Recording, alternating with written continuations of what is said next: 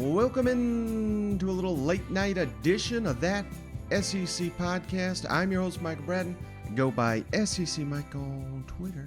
And I'm coming with you with a nightcap here to recap my latest SEC power rankings. After another Saturday of action, we had all 14 SEC teams on the field this Saturday. And gotta admit, some of these I'm a little clueless on. I don't know. Let's see, 8 through 12 I'm a little stuck on. But, hey, I'm going to run down my list here of my updated SEC power rankings. And again, if you're new to this, you don't quite understand the rankings. The way I do this, if Team A were to meet Team B on a neutral field this week, who do I got winning the game? That's my only criteria for doing this. So head-to-head, it does matter, but you know, some of those games are played in hostile environments. Some of those games played with star players that are now missing. A lot of different scenarios there. So without further ado, let's get on with the list. Number 14. All right, no surprise here. Dropping the Vanderbilt Commodores, dead last in the SEC, even though you had a pretty good showing there in Oxford on Saturday.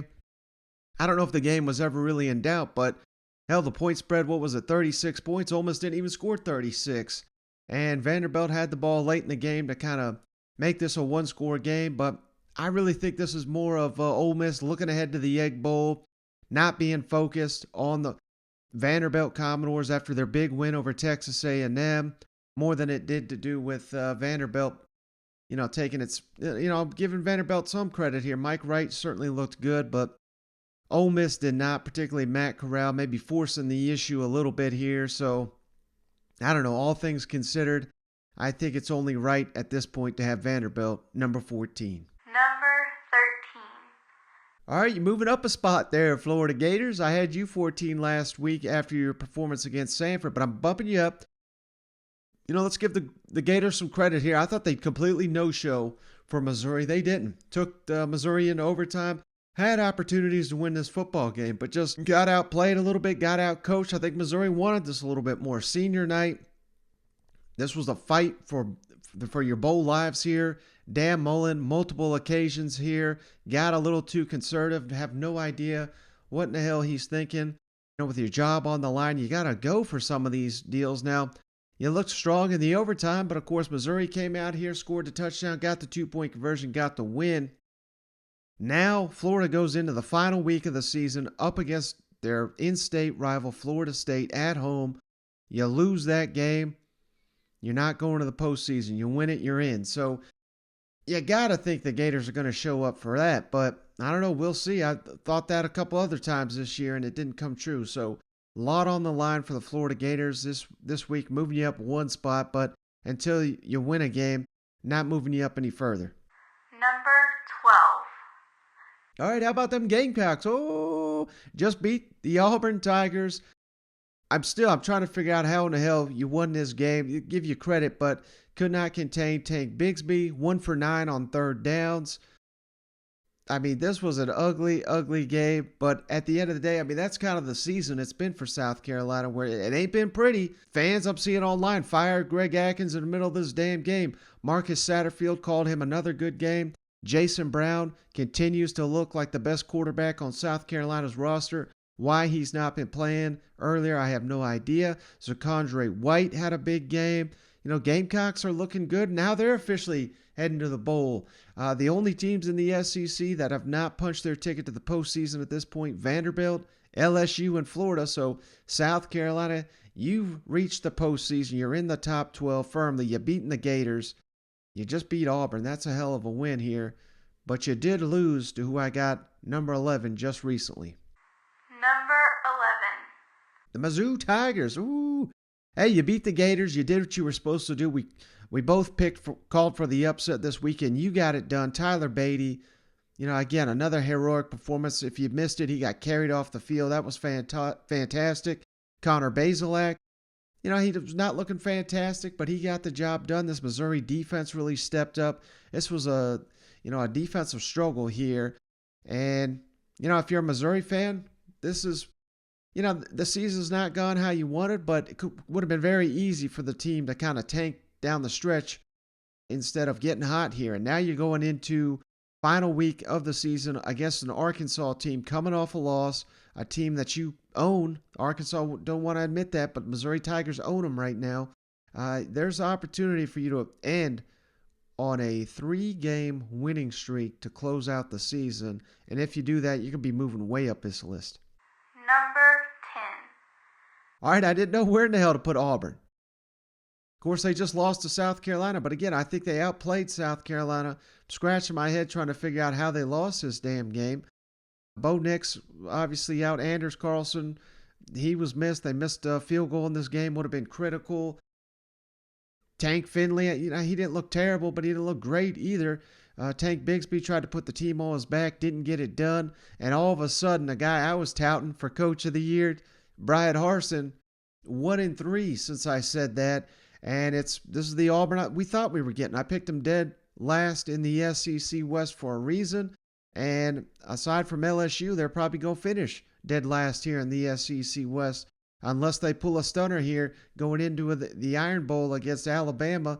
And Bryce Young, who looks as hot as he's ever been on the field this season for the Crimson Tide, you are one loss away from an offseason full of questions there on the Plains. Number 9. I didn't know where to put this team either, LSU, but didn't look very impressive against ULM. That score is a little deceiving there, but coming off tough losses to Arkansas and Alabama, 2 games you could have easily won. Like I said, man, I do not know where to put the Tigers, but the way Auburn's playing, I don't know. I put LSU I give them that slight edge. I still think LSU's got the talent advantage. I know they didn't win head-to-head, but Bo Nix was playing. He was the difference in that game. That's kind of the difference I see picking head-to-head LSU-Auburn. I give a slight edge to LSU here. Now going into a game against Texas A&M, fighting for your bowl lives. You could still reach the postseason. Coach O could have 2 more games to coach as LSU's leader. So we'll see if they can get it done next weekend, but it's going to take an upset for sure. Number 8. The Kentucky Wildcats bounce back here. 2-game winning streak now after the 3-game losing streak. Look dominant against New Mexico State for the most part, aside from a couple of issues here and there, a couple turnovers. Turnovers are just going to be Kentucky's thing. That's kind of why I've got them in the back half here. If they turn the ball over left and right, they're very beatable. We've seen that against Mississippi State. Tennessee, the pick 6, that was huge. Those are all respectable losses at the end of the day. So Kentucky right on the edge of being upper echelon here in the SEC. Got to finish strong, though, against Louisville. Still have an opportunity to have a 10-win season there in Lexington. Number 7. Mississippi State. Not much to gauge off of beating the hell out of Tennessee State. I couldn't name one Tennessee State player aside from Coach Eddie George there, but you look dominant. Will Rogers kept that hot hand. That's what I said I wanted to see in this matchup. Heading into the Egg Bowl, you don't want your quarterback to cool down in the most important game of the season for them Mississippi State Bulldogs. They took care of business. Now they go and face Ole Miss at home in the biggest Egg Bowl in years. Cannot wait for that matchup. Number 6. All right, the Tennessee Vols. I actually docked them a spot or 2 here this week, and it really had nothing to do with them because they were dominant against South Alabama. This is a game in years past I would have, I honestly would have thought it would have been a little bit of a struggle, a little bit of a letdown. But under Josh Heupel, we've not seen that one time for the Vols. Hendon Hooker and this offense looked outstanding, put up 60 points. This is not a reflection of the Vols, but more of the teams right above them looking, I thought, very impressive this weekend. So Tennessee, I think 6, that's a good spot for them. Could argue 5, maybe even 4. But let's see how they finish out the season here against Vanderbilt and how they particularly finish out in the bowl game, whoever they're going to face. Vols officially headed to the postseason. So that's great news for Josh Heupel and company. Get those extra bowl practices at the end of the season. Number 5. Texas A&M Aggies. I'd put you higher if I knew what the hell I was getting from you from a Zach Calzada, an offensive unit. But, hey, you look dominant here against Prairie View. Of course, that to be expected. Business as usual. Aggies just slayed them. And the defense was dominant, only allowed 3 points. This is the Aggies. we've all known and loved this season.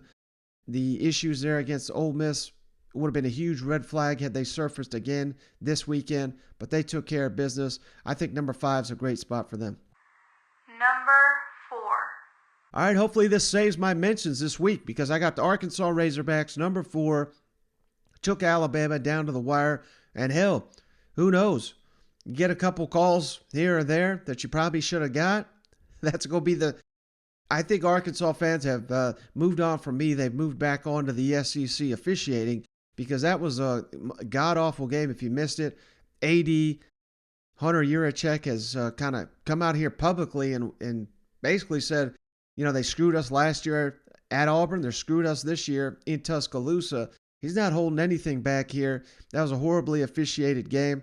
Got to give Alabama credit for making the plays at the end of the day, but Arkansas, you went toe-to-toe with Alabama. This is the closest you ever came to beating them since the, 14-13 season, I think it was, under Brett Bielema, his first or second year there in Fayetteville. So, Arkansas, you lost, but you looked good doing it. And in my rankings, you can move up with a loss, depending on who you played and where the game's at. Even some questionable play calls here from Kendall Briles. Maybe that really cost you this game as well. But play here or there, you would have pulled off the biggest upset of the season in the SEC. Just couldn't get it done.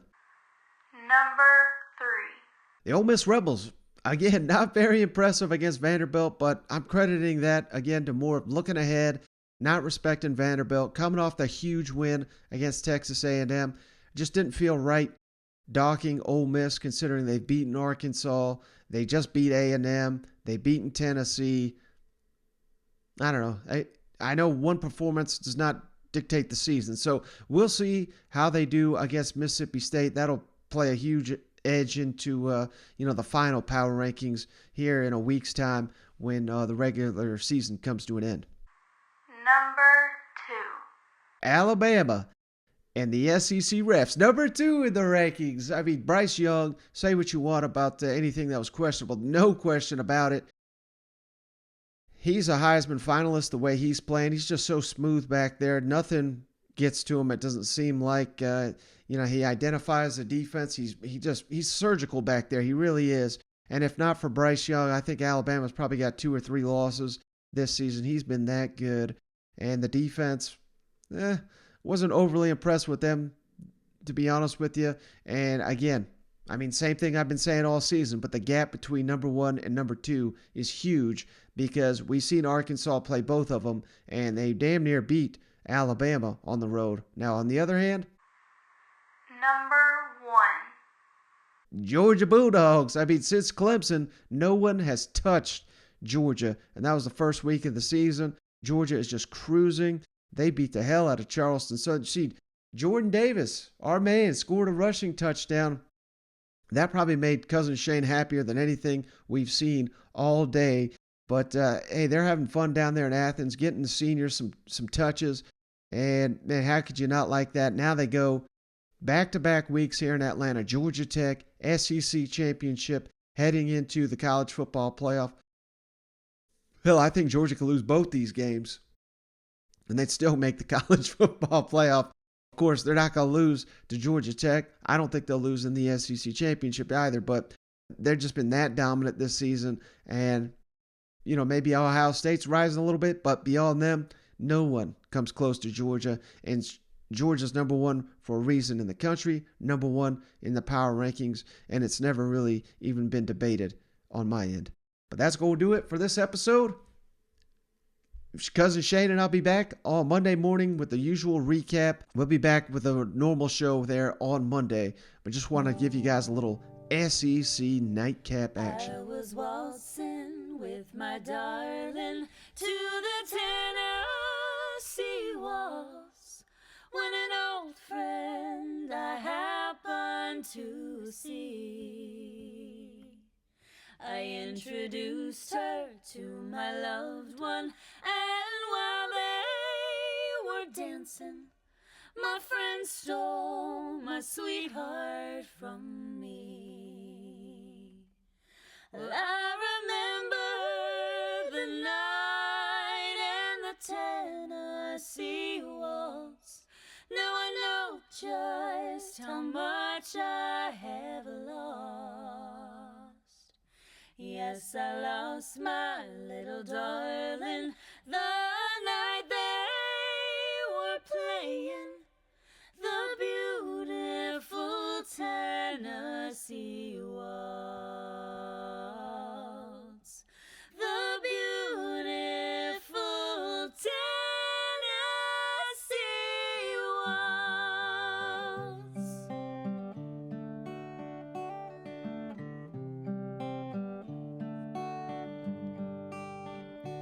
At my door the leaves are falling, the cold wild winds will come, sweethearts walk by together, but I still miss someone. I go out to a party to look for a little fun, but I find a darkened corner, 'cause I still miss someone. Though I never got over those blue eyes, I see them everywhere. I miss those arms that held me when all the love was there. And I wonder if he's sorry for leaving what we had begun. There's someone for me somewhere, but I still miss someone. Though I never got over those blue eyes, I see them everywhere. I miss those arms that held me when all the love was there. And I wonder if he's sorry for leaving what we had begun. There's someone for me somewhere, but I still miss someone. Yes,